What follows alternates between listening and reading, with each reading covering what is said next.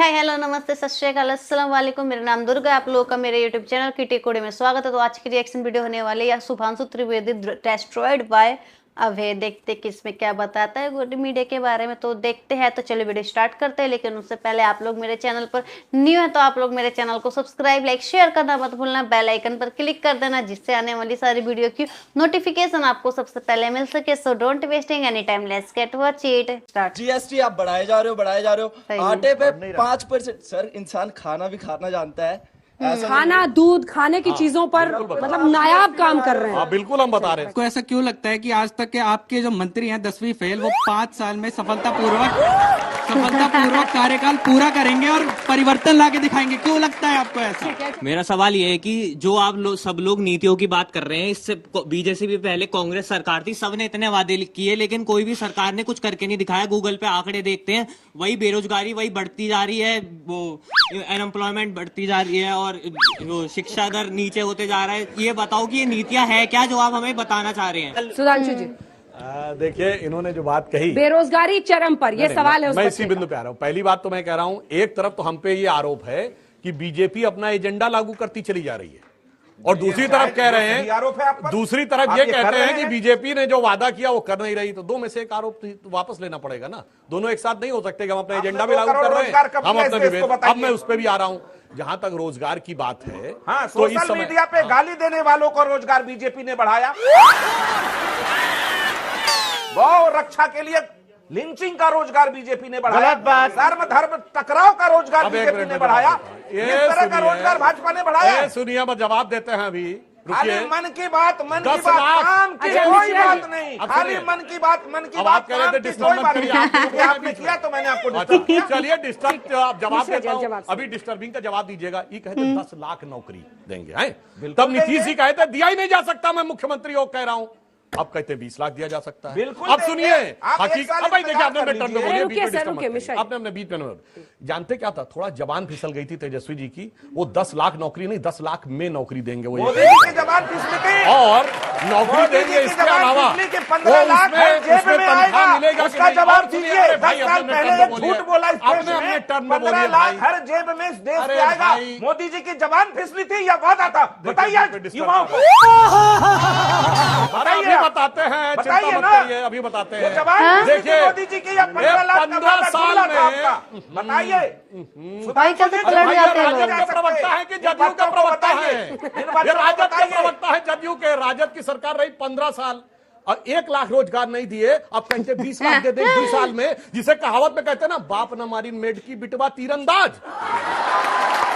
पहला तो सुधांशु त्रिवेदी से, सर इन्फ्लेशन आपको भी पता है बहुत बढ़ रहा है। ऊपर से ये तो जीडीपी है सर, इन्फ्लेशन रेट 10% से ऊपर है। 7% क्रॉस है। जीडीपी 3.353 ट्रिलियन डॉलर्स की जीडीपी अभी करंट सेशन में। एंड सेकंड सर, इन्फ्लेशन होने के बाद जीडीपी भी आप मतलब जीएसटी आप बढ़ाए जा रहे हो आटे पे 5%। सर इंसान खाना भी खाना जानता है, ऐसा खाना दूध खाने की चीजों पर मतलब नायाब काम कर रहे हैं। बिल्कुल हम बता रहे हैं साहब।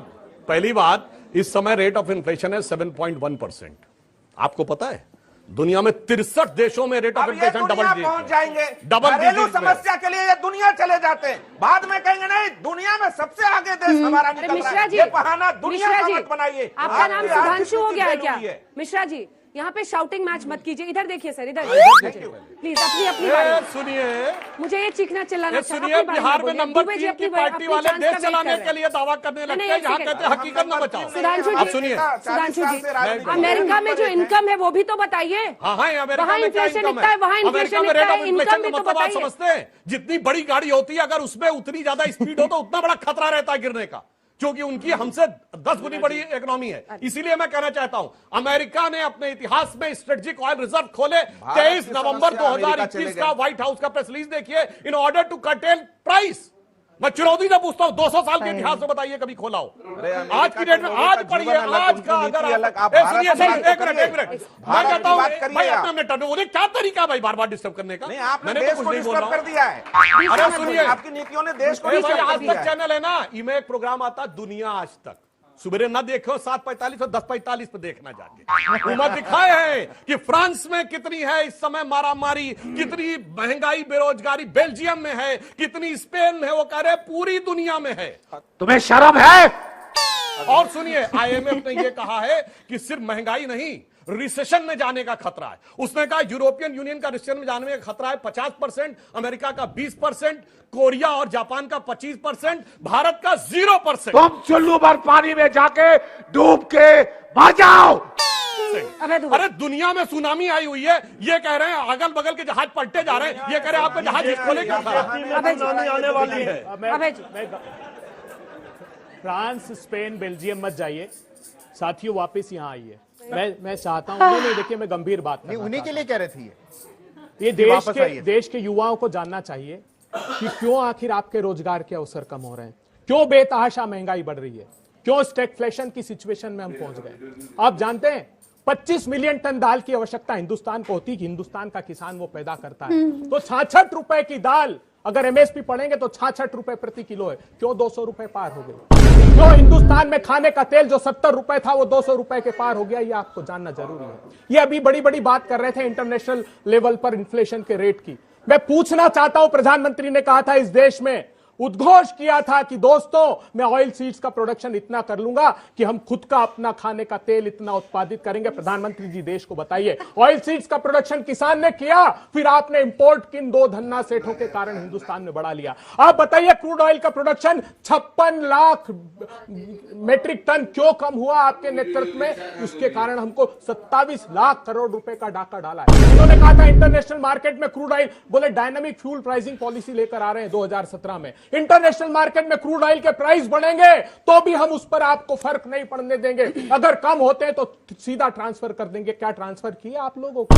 इन लोगों ने क्या किया है जानते हैं आप? $100 बिलियन का चाइना से इंपोर्ट कर लिया। Parliamentary standing committee on commerce कहती उसके कारण हिंदुस्तान का MSME तबाह हो गया। हिंदुस्तान के MSME जो छोटे और मझोले उद्योग हैं, एक्सपोर्ट में उसका कंट्रीब्यूशन 48% है और मैन्युफैक्चरिंग उसका 45% उसका कंट्रीब्यूशन है। 60 लाख MSME परमानेंट बंद हो गए, आपके रोजगार के अवसर छीन लिए गए।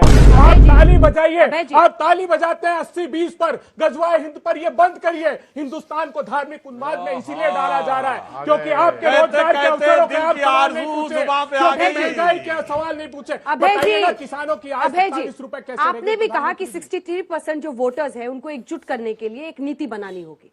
ऐसे बड़े बड़े मुद्दे आपके पास है, फिर भी आप लोग कुछ नहीं कर पाते। आखिर में और जब बच्चे पूछते हैं कि चेहरा कौन होगा, तो कहते हैं चेहरा नहीं, देश नेतृत्व करेगा। साहब ऐसे नहीं होता अंजना जी, जिस दिन देश का बच्चा नेता की अपेक्षा नीतियों का प्रश्न करने लगेगा, जिस दिन यह पूछने लगेगा राजनीतिक दल तुम्हारे चेहरे से सरोकार नहीं है, तुम्हारी नीतियां बनाइए, भारत के भविष्य और हमारे भविष्य के क्या अवसर सृजित करना चाहते हो, उस दिन मुझे लगता है कि भारत अपनी अग्रणी भूमिका लेगा। एक पूछता है, किसी बच्चे ने पूछा, नीतियां ही तो पूछ रही थी, कांग्रेस पार्टी को सत्ता से बाहर कर दिया। देखिए सुनिए, नीतियों के ही आधार पे तो बाहर किया ना। मैं पूछना चाहता हूं देश की जनता से, एक प्रमाण दे दीजिए। इन्होंने कहा था कि कोल का स्कैम हुआ है, आज न्यायालय ने उस पर कोई प्रमाण नहीं। इन्हें 7 वर्ष तक, वो ट्रायल कोर्ट ने कहा 2G के स्कैम में कि हम 7 वर्ष तक प्रतीक्षा करते रहे कि कोई प्रमाण आकर देगा। एक छद्म खेल खेला गया हिंदुस्तान के साथ। क्या 75 करोड़ किसानों को राहुल गांधी जी के कहने पर हमने जमीन का अधिकार नहीं दिया, जिसको प्रधानमंत्री जी वापस लेना चाहते हैं? क्या 15 करोड़ आदिवासियों को उनके आजीविका का जंगल का अधिकार कांग्रेस पार्टी ने नहीं दिया?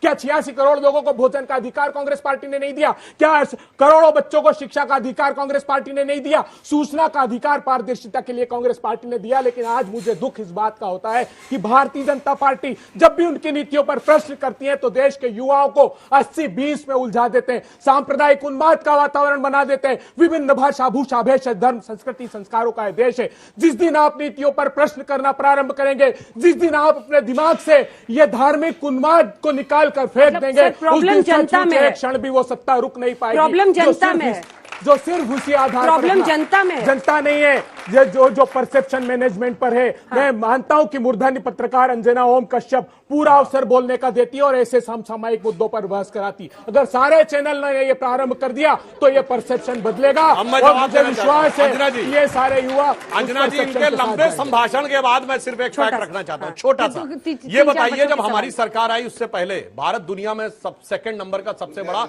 मोबाइल हैंडसेट का कंज्यूमर था। अच्छा, ठीक, मगर हमारे यहां फैक्ट्री कितनी थी मोबाइल बनाने की? 2।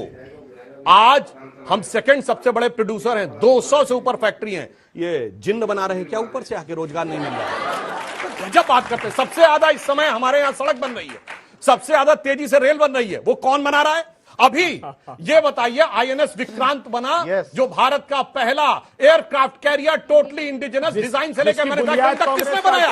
केवल आके यहां फर्ज की बात करना और कुल मिला के एक बात देखिए आप बोल रहे थे, मैंने आपको पूरा भाषण देने दिया अब अपने टर्न पे। अब मैं एक लाइन ये बोलता हूं, सुनिए, बस एक लाइन, ज्यादा नहीं।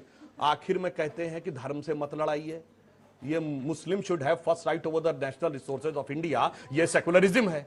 मजलिसे इत्तेहादुल मुसलमीन, ये सेकुलरिज्म है। मैंने इतनी गोलियां चलवाई कि मैंने 16 हिंदू मरवा दिए, 40 मर जाते तो गम नहीं था, ये सेकुलरिज्म है। हिंदू लोग कश्मीर छोड़ के चले जाओ, छोड़ जाओ, ये फ्रेंड्स, आप लोग बताना कि बेरोजगारी और महंगाई के ऊपर आप लोग की क्या राय है, आप लोग कमेंट में जरूर बताना। और आप लोग मेरे चैनल पर न्यू है तो आप लोग मेरे चैनल को सब्सक्राइब, लाइक, शेयर करना मत भूलना, बेल आइकन पर क्लिक कर देना, जिससे आने वाली सारी वीडियो की नोटिफिकेशन आपको सबसे पहले मिल सके। इसी तरह आप लोग अपना प्यार और सपोर्ट मेरे चैनल पर बनाए रखना, जैसे आपने शुरू से सपोर्ट किया वैसे आगे भी सपोर्ट करते रहिएगा। तो फिर मिलते हैं नेक्स्ट वीडियो में। Bye bye friends.